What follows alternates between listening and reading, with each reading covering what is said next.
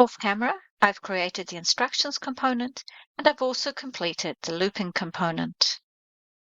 Here's the test plan that we'll be using for our instructions component.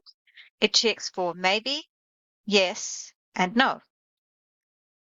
And of course, if we say yes, the instructions will display, and if we say no, they won't.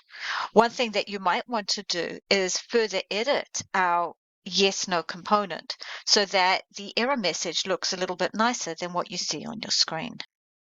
Here's the test plan for the looping component. Note that we've set the maximum number of tickets to 5 for testing purposes, and we check if we've sold all the tickets or only some of the tickets. And as advertised, I created that component, and you can see my testing.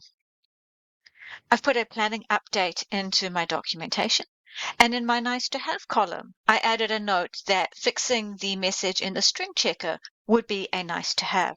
The hope is that you'll use that as an opportunity to show some trialing of your own that you can recycle in an assessment. Here's what my instructions component looks like. Please note that the functions should be above the main routine. Inside the main routine, we start by putting in a nice heading. We then ask the user if they want to see the instructions. Then, if they say yes, we show the instructions. Otherwise, we're going to print program continues for testing purposes. It seems like a good idea to show you how I created my instructions function. Note that you can call a function from within another function, and I did that to get my instructions heading.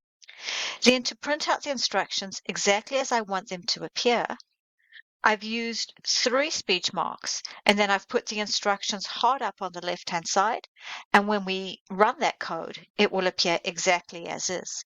Having one large print statement in this case was much easier than having a whole series of smaller print statements. And here is a partial looping component. Please pause this video and see if you can fill in the missing bits. Here's what your code should look like. Note that our maximum tickets is uppercase because that's a constant.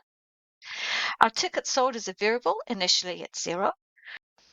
We then loop while the number of tickets sold is less than the maximum. We'll ask the user for their name, and if they put in the exit code, we'll break out of the loop. The loop will, of course, stop once the number of tickets sold is the same as the maximum number of tickets. Once you've got a working looping component, your next step is to get the name, age, and payment method from the user. On your screen is a test plan that you can use for this component.